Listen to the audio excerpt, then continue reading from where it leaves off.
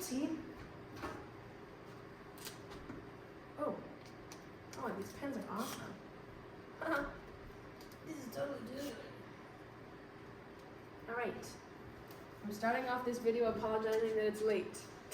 I'm not supposed to do this yesterday, but I didn't. All right. We're going to be talking about the lungs, the pressure pressures, and everything like that. First, diagram of a lung. Here is a lung. Here's your tube. And then for artistic liberty, I'm going to draw one alveoli to emphasize my points. You have a visceral pleura that is along the sort of, actually I'm going to do that in different colors. It makes up like the outer layer of the lung. So it's a visceral pleura. And then we also have the coronal pleura that makes the interpleural space in between the lungs, which helps create that negative pressure that helps you breathe.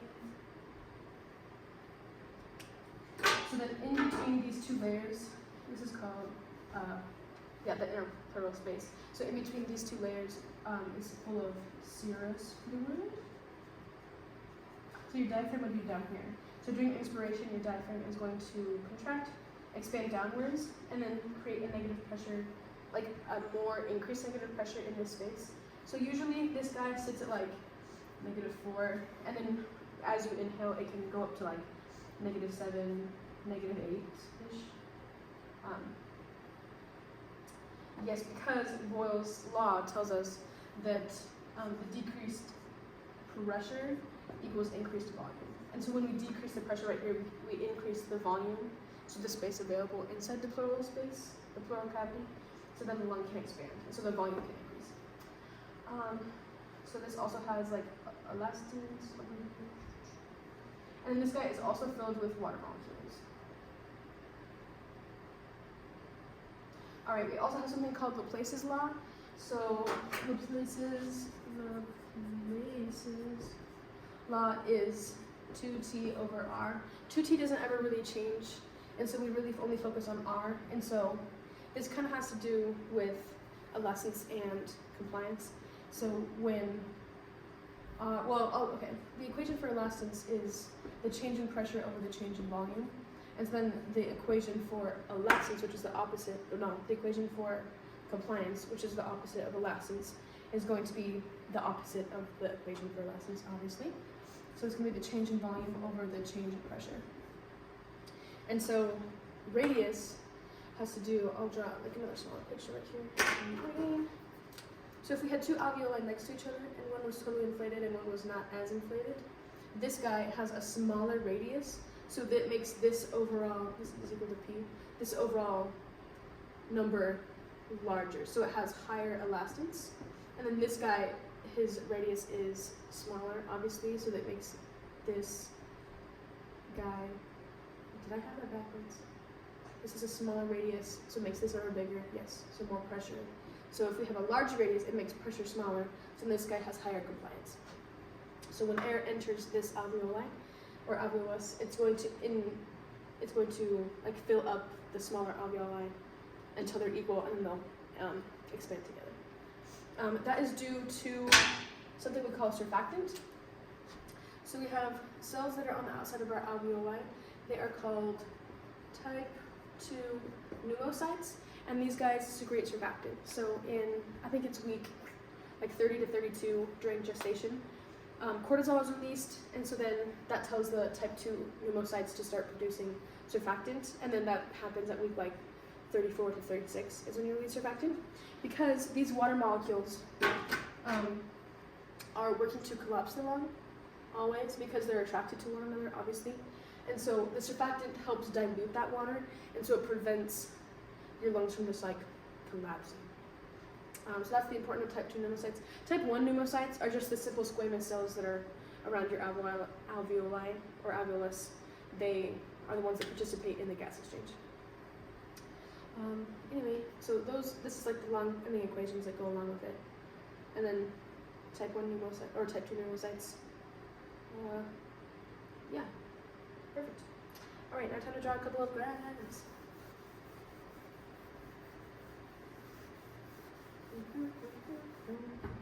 All right. I don't know what the name of this graph is, but is it like, I don't know. This just shows the relationship between pressure and volume. So I'll draw a normal one, and then I'll talk about obstructive and restrictive pulmonary disorders. So in a normal breath, because of elasticity, so elasticity is the stiffness of the lung. Because of elasticity, it's like a balloon. So it's hard to fill up at the very start of it, but once you get going, you get going. And so it takes a little bit of pressure for not a lot of volume, and then it shoots up. It gets a little harder at the end, and then breathing out looks pretty much the same thing. Right. So this graph is going to be highly exaggerated because I want to prove a point here. But bam.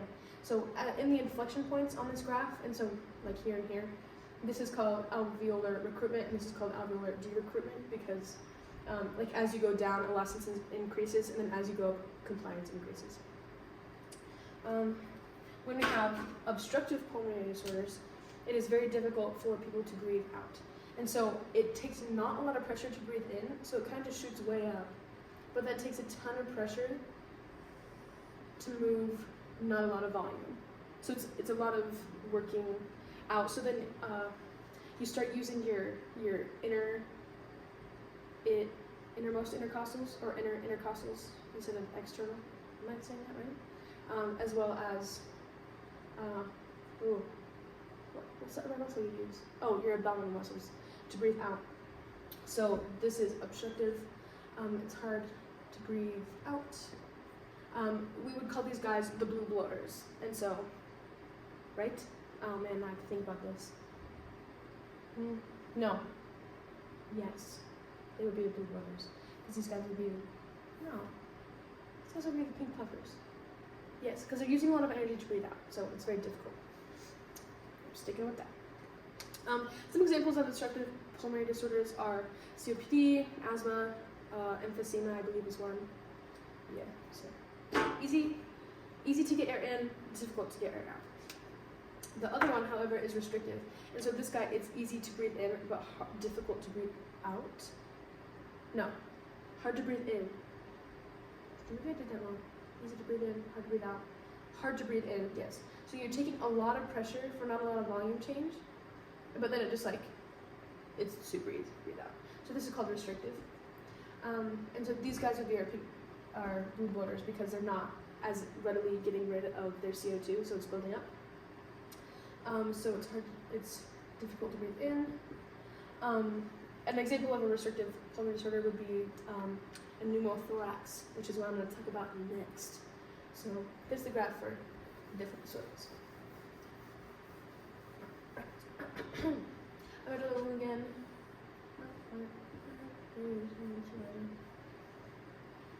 I'll use different colors, but I think you'll get the point here.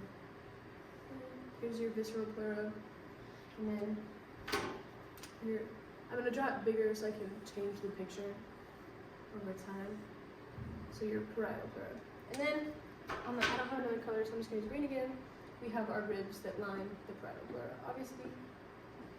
So a pneumothorax is when air gets inside this pleural cavity. A common occurrence of this is when you break a rib, and the ribs can poke a hole in your parietal pleura. So then it causes your lung to kind of squish down and not work as well. So your lung is like that because there's a lot of pressure moving this way because you are not getting rid, but unable to produce the same kind of negative pressure. And so the lung is not as easy to breathe in. So this would be an example of a restrictive pulmonary disorder because it's very difficult. So this lung has super, super high elastance. So it stretches back really easy, it's just hard to inflate. So it's a really good example of a restrictive pulmonary disorder. All right, now I'm going to talk about gas exchange in the lungs. All right, here we have alveoli. Actually, I want to use some green so I can use blue and red for things in arteries. All right, here's our alveoli. Here is our arteries. And then, here's our veins. So, obviously the blue represents the deoxygenated blood, the red represents oxygenated blood. Here is like in your body. So here it represents all cells. First I'm gonna talk about like oxygen and how it moves, and then I'll talk about hemoglobin and stuff. All right, so we have something called partial pressures, which is the pressure of, actually I don't really know what the definition is. It just talks about the numerical value of the gas in the air and the different types of gases in the air. Because if we're talking about like the pressure of oxygen, it's like 760 millimeters of mercury in the atmosphere, but the partial pressure is, what was the number? 160. And so 160 goes into the lungs. However, the fluid in your bronchioles kind of like to tuck along to oxygen. So by the time it gets to your alveoli, you have about 100 millimeters of mercury, PaO2. And then the partial pressure of carbon dioxide, oh no, I can't remember. PaCO2, I want to say like it's 40. Can't remember if it's 40 or 45, so I'll just say 40. 40. So as, I'll start with carbon, it's easier for me to start right here. So P little a, CO2 is like 45 right here. So as it moves up, it's going to move to the lower pressure into the alveoli, so that's what's driving it out. And then the P little a, O2 over here is 100, because it matches whatever is in your alveoli. So this is something, so your the partial pressure in your veins and arteries, your venous system, you can like measure that like with a machine, but you can't really do that for your alveoli. So if you want to see if they match, so when they match and they're at like the right number, that means that everything's going correctly. However, there is a equation that you can use that helps you figure out the P big A O2, and that is PaO2 big A equals FiO2. So that would be this 21.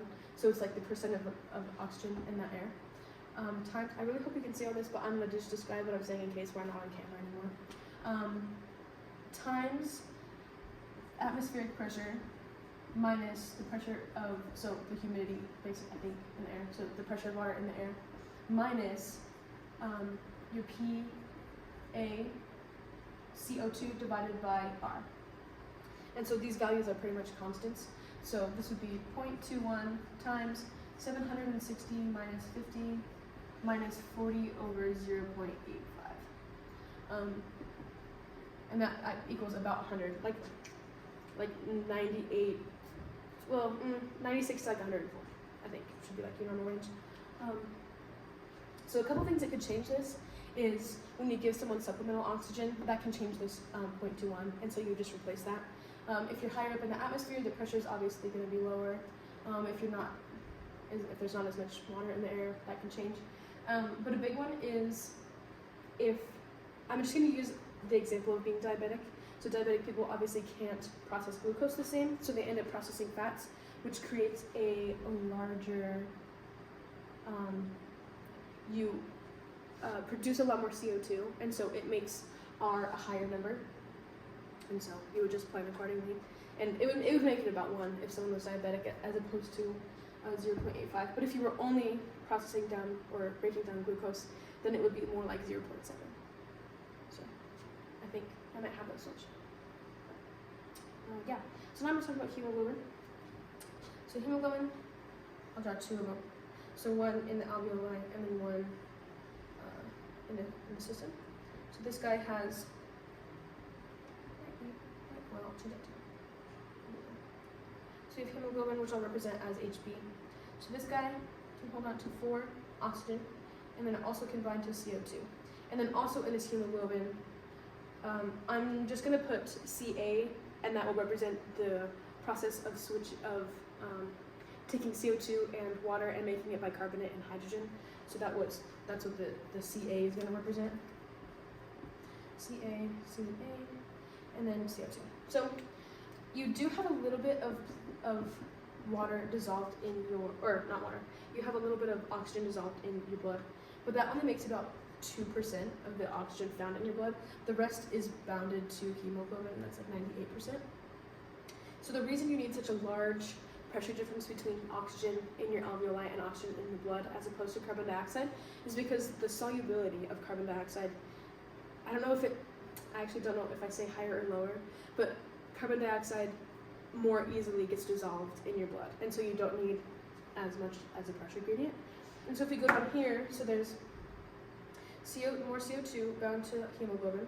CO2 combines with water to create bicarbonate, so there's bicarbonate in the blood.